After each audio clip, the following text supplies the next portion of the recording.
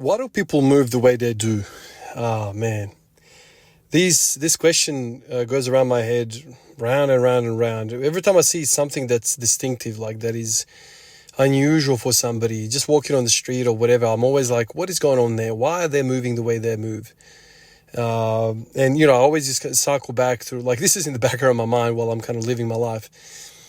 I go through the cycles of what would happen if this muscle was severely weak for whatever reason.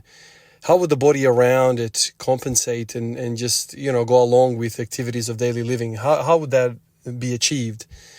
And then I always go back to me. Why am I moving the way I do? Why am I so comfortable in a leaned over position doing deadlifts or doing, narrow stands leaning over? Why is that the case? Why do I have such comfort there? And then in many other areas, like staying completely vertical, I just have zero power in that position for some reason. It's a delayed week. And these are the questions that I like to play around with. I want to say address, but nothing's going to be addressed in a week. But you can experiment and throw things around, throw ideas around. And today, again, I'm thinking about calves, man. Calves for me are an interesting box of thoughts because they are truly the foundation. Our feet are the foundation of everything we do. And so if you, do whatever you want to do in life, the feet are, what's making you contact the ground. So if you have a situation where the very muscles which allow you to push away the earth are really weak, it makes sense that your body is not going to go into positions where it's going to have to tap out this said muscle, these calves. These muscles plantar flex the foot. So if you go into a really high dorsiflex position, that means that the muscles behind or the calves are going to be in a stretched position. And so when you put a muscle in a stretched position, you're asking for it to work harder than when they're in not. That is, it's kind of like doing an RDL and you're starting really long. That's a very difficult position for the hamstrings to be in. It's a lot easier for the hamstring to have very limited hip flexion than really high hip flexion.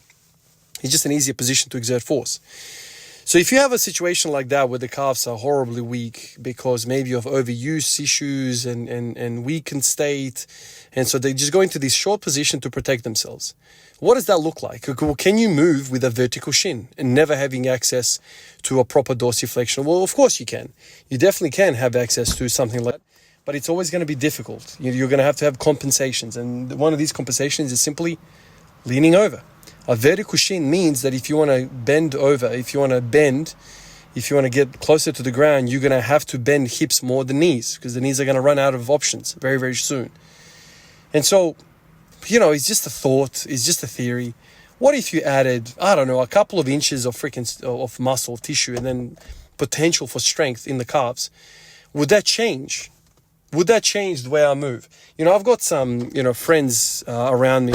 I've got some soccer players around me, guys that are way retired, from the whole soccer thing, but they sometimes play indoor soccer and whatnot. And you look at them, they're like, got a beer guard going on and all that, but they still play. And you look at their calves look unbelievably strong.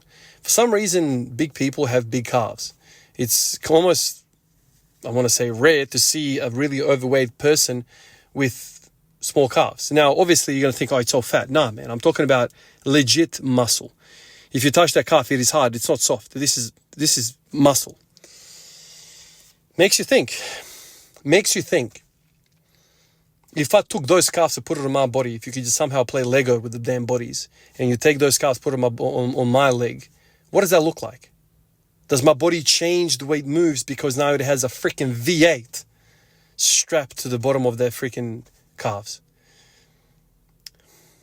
I just think to myself, something would have to change. Something would have to adapt. And I reckon it would offer me more dorsiflexion. At least it would be easier to stretch into those positions after a few weeks of mobility work. That's kind of my gut feeling. I wouldn't imagine a situation where that's not the case. Whereas if you completely remove let's say you took somebody even smaller calves than me, and you have a situation where you have even less tissue to work with, and that tissue is even more frightened and locked down, that you're going to have even less dorsiflexion. So I don't know. It's not a sexy thing to talk about, but maybe some of your things holding you back is something as simple as that. This goes into the same box as my forearm training for bench press. How the hell does a forearm change so much my feeling of how the bench feels? The elbows feel happy, man. As soon as I start doing a bit of bloody forearm work, wrist work, rotation, every which way, flexion, extension, all of that stuff, you start doing that, and all of a sudden my bench press wants to feel amazing. I'm just wondering, man. I'm just sitting here wondering, maybe the squat will feel amazing as well if I just started doing a bit of calf. The weird thing for me is that when I was benching 280, 285, when I was deadlifting, my squats didn't feel all that good. I didn't feel happy to squat. Interesting, man.